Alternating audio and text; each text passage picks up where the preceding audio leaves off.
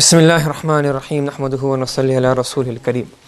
So we've now finished the Muqaddimah of the book, okay?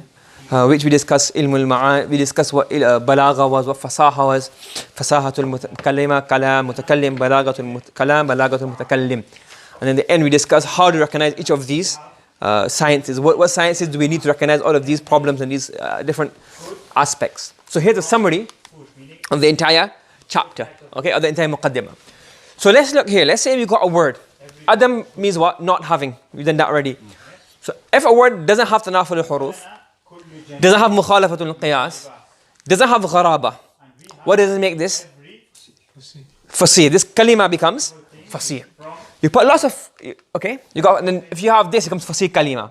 You put fasih kalimat together, they don't go against, they don't have da'fu ta'alif, meaning they don't go against the rules of, not sarf, nahwa. This is the rules of sarf, this is the rules of nahwa. There's no ta'qid al-lafzi. What's ta'qid al-lafzi mean? Taqdeem, ta'khir, there's too much of a space. And the ta'qid al-ma'nawi, meaning what? Unfamiliar meaning. Yeah, the metaphor used is not familiar and easily, it's not difficult to understand. So if you have none of these faults, plus the kalimat are all individually fasih, because they don't have these, then this becomes what? A kalam which is fasih. So a fasih kalam is made of a fasih kalimat which don't have da'fu ta'alif, don't have ta'qid al-lafzi, don't have ta'qid al-ma'nawi. Fasih kalima is that word which doesn't have tanaful al-huruf, doesn't have mukhalafatul qiyas, doesn't have gharaba. And you get fasahatul kalam, yeah, and you make it match the muqtada of the hal, you make it match the requirements, that becomes what? Balagha, balaghatul kalam, that's kalamun baligh. So balagha means what? You get fasih kalam and make it match a scenario. Correct? Okay? Fasih kalam means what? That the kalimat are fasih individually, there's no breaking the rules of nahwa, there's no taqdeem, ta'khir of fasl, which is too much, which causes confusion causes it difficult to understand. And there's no ta'qid al-ma'nawi, meaning what? The metaphors are not difficult to understand. And the fasahatul kalima is there when there's no tanafur, there's no mukhalafatul qiyas, no gharaba. Jamil. The thing you're saying is that the one that you said about he's feeling yellow today. Or Yeah. like that. So ta'qid al-ma'nawi is where I give the example, he's feeling yellow. Meaning, there's a metaphor we don't understand, it's not easily understood. So tanaful al-huruf means incongruity of the words, meaning they're hard to pronounce. Mukhalafatul qiyas means it goes against the rules of sarf. Gharaba means it's unfamiliar. Da'fu ta'alif means what? Against the rules of nahwa. Ta'qid al-lafzi means there's too much changing in the word order. Ta'qid al-ma'nawi means it's difficult to understand its meaning because of the metaphors that are being used. And mutabaqatul kalam and muqtada al-hal, hal means the scenario and muqtada means demands. So to match the demands of that scenario whilst using fasih kalam makes it what? Baligh. How do you recognize tanaful al-huruf? By dhawq, natural taste. It's common sense and natural feelings.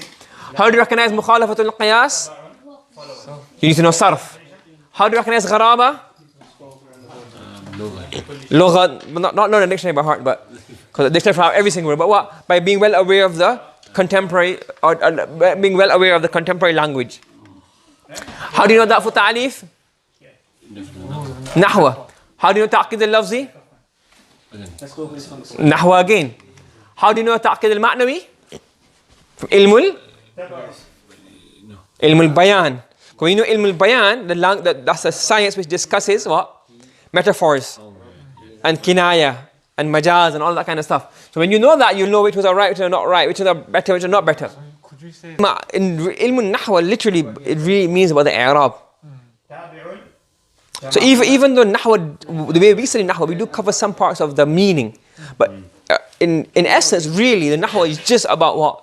The i'rab, mu'rab, mabni, is it amil, ghayr amil? You get what I'm saying? And mutabaqatul kalam, muqtada al-hal is al-ma'ani. For example, when do you make it ma'rifah? So in nahwa we just learned, there's 8 times a ma'rifah, 7 times a ma'rifah, sorry. Why? I don't know. That's not our business. But ilmu ma'ani, why is it ja'a rajul mu'minun? Why not ja'a al-rajul mu'min? Why do you say ma'rifah? Why do you say nakira?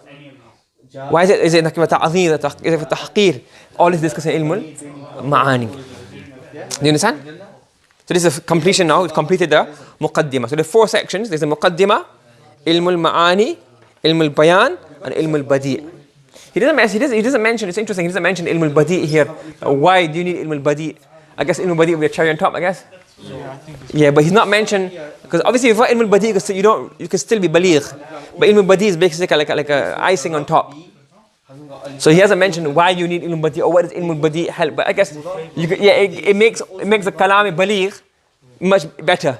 So you have Fasih kalam or baligh kalam, then you add Ilm al-Badi' to it, makes it even better. Yeah, it could be a leg, but as I said, put one of the cherries on top. That's the Ilm al-Badi'.